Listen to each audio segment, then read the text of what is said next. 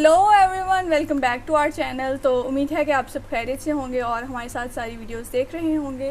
तो आज हम जिस वीडियो पर रिएक्ट करने जा रहे हैं उसका टाइटल है, तो आज की वीडियो है one nation one election, how many countries have this system, will it suit India.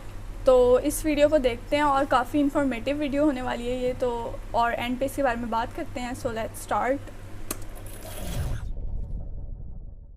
नमस्कार and welcome you all to world affairs. मैं हूं प्रशांत धवन और इस वीडियो में हम बात करने वाले हैं वन नेशन वन इलेक्शन के कॉन्सेप्ट के बारे में और डिस्कस करेंगे कि दुनिया में कौन कौन से देश हैं जो इस सिस्टम को अपना चुके हैं और भारत के आसपास वो कौन कौन से देश हैं जो वन नेशन वन इलेक्शन की तरफ बढ़ रहे हैं या फिर बढ़ चुके हैं। बहुत कुछ यहाँ पे आपको जानने को मिलेगा। और अगेन, आज के समय वन नेशन वन इलेक्शन पे बहुत चर्चा हो रही है, लोग फिर से डिस्कस कर रहे हैं इस टॉपिक को। रीज़न ये है क्योंकि हाल ही में गवर्नमेंट ने ना एक 8 मेंबर का पैनल बना दिया है और इनका काम यही है डिस्कस करना इस कॉन्सेप्ट को कि वन नेशन वन इलेक्शन क्या हम इंडिया में इंप्लीमेंट कर सकते हैं, इसके फायदे क्या होंगे, नुकसान क्या होंगे। और कई मीडिया सोर्सेज ये रिपोर्ट कर रहे हैं कि सिंस एक पार्लियामेंट्री सेशन होने वाला है 18 से लेकर 22 तारीख के बीच में, इस दौरान पॉसिबिलिटी है कि वन नेशन वन इलेक्शन से रिलेटेड कई जो बिल है, कानून है, ये पार्लियामेंट में पास किए जाए या फिर यूनिफॉर्म सिविल कोड से रिलेटेड कुछ डेवलपमेंट हो सकती है।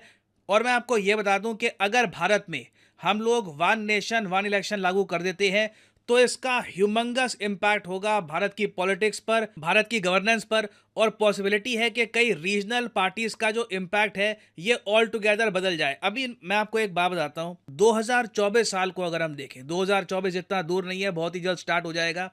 मैं दिखाना चाहता हूं कि 2024 में ना भारत में कितने चुनाव होने हैं।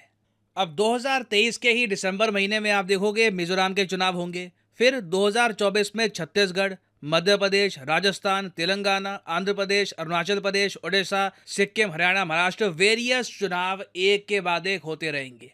और भारत में देखिए 28 स्टेट्स हैं और उसके अलावा 8 यूनियन टेरिटरीज हैं। तो लगातार 5 साल का अगर हम टाइम फ्रेम देखें, एक लोकसभा इलेक्शन से दूसरे लोकसभा इलेक्शंस तक, उस बीच ना लगातार एक कंटिन्यूअस साइकिल चलती रहती है इलेक्शंस की। आपके सामने भी होता होगा, आप कहते होगे कोई बड़े इलेक्शन ना हर 6-7 महीने में एक बार दिखी जाते हैं। और ऑब्वियसली इसका जो खर्चा है ना ये कई बिलियंस ऑफ डॉलर्स में पहुंच चुका है। मैं आपको एक बात बताता हूं, अगर हम 2014 के इलेक्शंस में इलेक्शन कमीशन ऑफ इंडिया का खर्चा देखें तो ये पड़ गया था रफली 3,800 करोड़ रुपए से भी ऊपर। हम रफली मान के चलते हैं यहाँ पर कि चलो 4,000 करोड़ का खर्चा आ गया था 2014 के चुनावों में। ये खर्चा और ज़रा बढ़ गया था 2019 के चुनावों में। और फिर जो हमारे स्टेट इलेक्शन होते हैं, मान लो जी बिहार जैसी स्टेट है, बड़ी स्टेट है, वहाँ पे इलेक्शन करवाना है तो उधर भी 300-400 करोड़ रुपए खर्च होते रहते हैं। तो आप सोच कर देखो एक बार कि लोकसभा के लिए इलेक्शन हुआ, देश के 4-5 हजार करोड़ के आसपास एट मिनिमम खर्च हो गए। उसके बाद लगातार छोटे छोटे और इलेक्शन होते जा रहे हैं।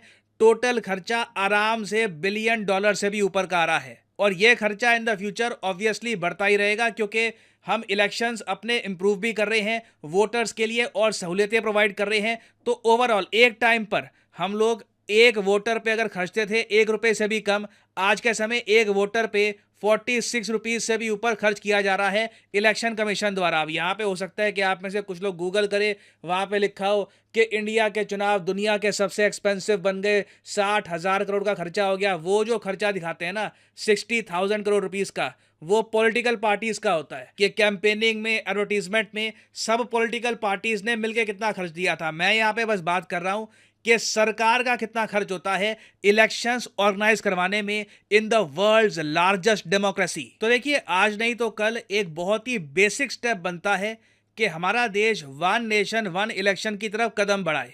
एक टाइम पे हमारे देश में वैसे वन नेशन वन इलेक्शन का सिस्टम था, आई मीन बाय लॉ नहीं था, मगर जब हमारा देश आज़ाद हुआ तो इनिशियली आप देखोगे जो स्टार्टिंग के इलेक्शंस हुए थे, चाहे लोकसभा के इलेक्शंस हो या स्टेट इलेक्शंस हो, ये सब इकट्ठा 1951-52 के आसपास हुए थे।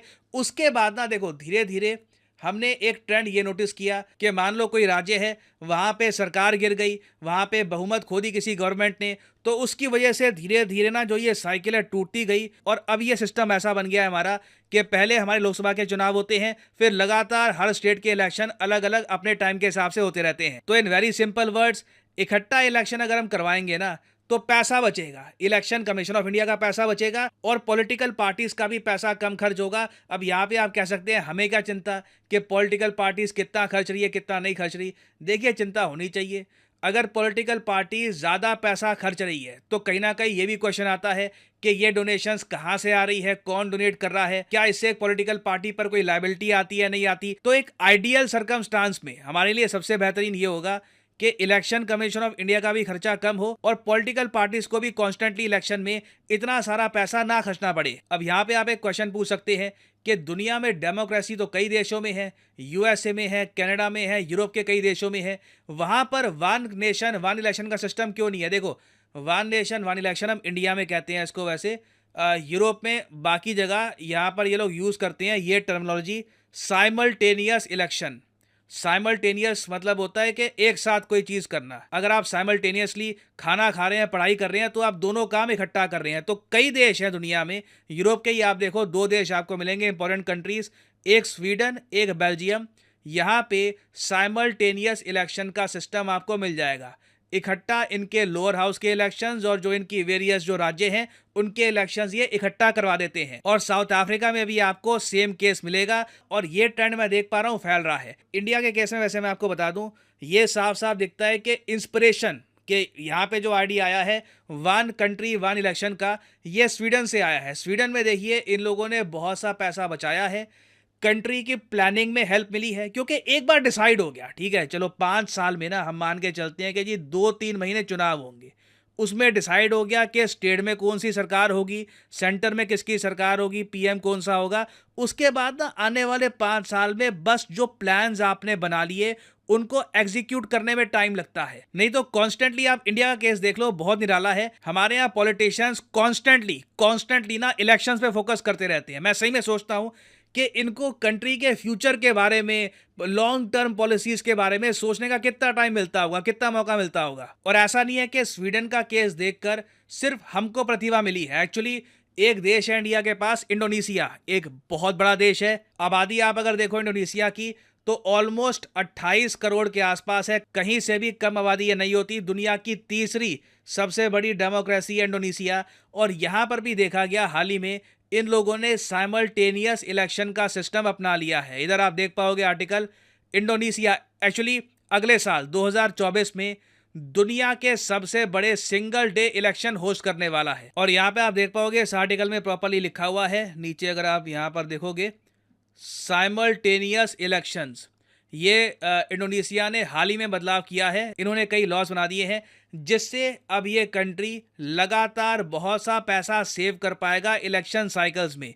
कॉन्स्टेंटली ये नहीं होगा कि अभी डिसाइड किया गया कि प्रेसिडेंट कौन था, अब ये डिसाइड किया जाएगा कि कौन से राज्य में किसकी सरकार होगी। कॉन्स्टेंट इलेक्शंस हो रहे हैं। इंडोनेशिया ने यह सिस्टम खत्म कर दिया और सिंस इनके एक ही दिन में ना ये बड़े इलेक्शन होने वाले हैं, तो बाय डिफॉल्ट ये दुनिया में बिगेस्ट सिंगल डे इलेक्शन हो जाएगा। वैसे आप अगर देखो ओवरऑल मैग्नीट्यूड के हिसाब से तो इंडिया के सामने दुनिया का कोई कंट्री ठहरता नहीं है। हमारे इलेक्शन दुनिया में सबसे बड़े होते हैं, बट सिंगल डे इलेक्शन में ना ये हमसे आगे निकल जाएंगे, क्योंकि लोग सेंट्रल गवर्नमेंट और स्टेट गवर्नमेंट दोनों के लिए वोट कर रहे होंगे। और ये जो कॉन्सेप्ट है, अगेन ये कॉन्सेप्ट फैल रहा है कॉमन सेंस की वजह से कि आपको अगर प्रॉपर प्लानिंग करनी है तो इवेंचुअली ना आपको एक सोचना होगा, ओके इलेक्शन हो गए, अब उसके बाद गवर्नेंस होगी। कॉन्स्टेंटली अगर इलेक्शन हो रहे हैं तो आपको गवर्नेंस करने में भी थोड़ी बहुत प्रॉब्लम आ सकती है। तो इंडोनेशिया के अलावा बात चल रही है, हो सकता है कि इन द फ्यूचर फिलीपींस और कई और कंट्रीज ऐसा एक मॉडल अपना लें। और वैसे आप लोग जान के हैरान होंगे, एक तो मैंने आपको बता दिया साइमल्टेनियस वोट, एक और कॉन्सेप्ट होता है, ये अफ्रीका में चलता है, डबल साइमल्टेनियस वोट। ये बड़ा खतरनाक है, ये मुझे कॉन्सेप्ट कभी समझ नहीं आया ये लोग कर क्या रहे हैं। इसमें क्या होता है कि आप एक सिंगल वोट डालते हो, ठीक है, आपका सिंगल वोट ना, एक ही वोट वो डिसाइड करेगा कि केंद्र में किसकी सरकार बनेगी, स्टेट में किसकी सरकार बनेगी। जबकि इंडोनेशिया में, स्वीडन में, जो मैंने आपको बाकी एग्जांपल दिए हैं, वहाँ पे वोटर के पास ऑप्शन होती है कि केंद्र में किसको वो वोट करेगा और स्टेट में किसको वो वोट करेगा। तो मेरे हिसाब से स्वीडन, इंडोनेशिया और जो बाकी कंट्रीज़ का जो ये मॉडल है, ये ज़रा बेहतर है। और अब इंडिया में ये मॉडल हमें लागू करना चाहिए या नहीं करना चाहिए, इस पर एक बहुत ही बड़ा क्वेश्चन मार्क है। तो देखिए, यहाँ पे मैं आपसे पूछना चाहूँगा आपका ओपिनियन। क्या आप मानते हैं कि जिस तरीके से एशिया में बड़े countries one country one election की तरफ बढ़ रहे हैं, अब देखो, कोई बहुत ही ज़रा छोटा कंट्री हो ना, लाखों की आबादी हो, तो उनको चिंता करने की यहाँ पर ज़रूरत नहीं है। बट जब आबादी आपकी पहुँच जाती है करोड़ों में, तो कहीं ना कहीं आपको डिसाइड करना पड़ता है कि क्या करें, इलेक्शन साइकिल को कैसे मैनेज करें। तो यहाँ पे मैं जानना चाहूँगा आपका ओपिनियन।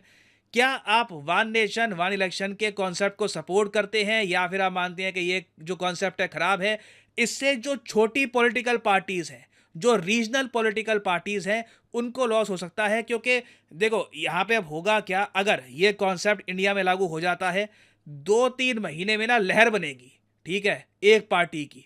अब उस लहर में कोई बड़ी बात नहीं है, जो छोटी पॉलिटिकल पार्टीज़ हैं, जो स्टेट में सरकार चलाती हैं, वो बह जाए। तो इसको लेकर काफ़ी कंसर्न है। हालांकि पर्सनली आप मुझसे पूछे, मेरा मानना है कि इंडियन वोटर इतना मैच्योर है, इतना उसमें समझ है कि कहाँ पे उसको किसको वोट करना है। हमने ये बात काफ़ी बार देखी है कि नेशनल लेवल पर वोटिंग जब करनी होती है, लोकसभा की जब वोटिंग होती है, तब वोटिंग ट्रेंड अलग होते हैं, स्टेट लेवल पर वोटिंग अलग होती है। लोग अच्छे से अवेयर है कि नेशनल इश्यूज़ क्या हैं, स्टेट लेवल लोकल इश्यूज़ क्या हैं। तो यहाँ पर मैं जानना चाहूँगा आपका ओपिनियन कि आप वन नेशन वन इलेक्शन के बारे में क्या सोचते हैं, क्या हम इसको इम्प्लीमेंट कर सकते हैं? लिखेगा इसके बारे में कमेंट सेक्शन में, मैं जानना चाहूँगा आपका ओपिनियन। तो इस सारी वीडियो में जो है वो हमें काफ़ी डिटेल्ड इन्फॉर्मेशन मिली सारी, वन नेशन वन इलेक्शन, इसके अलावा साइमल्टेनियस इलेक्शन और डबल साइमल्टेनियस इलेक्शन के, और उसकी उन्होंने सारी जैसे डिटेल वगैरह भी बताई।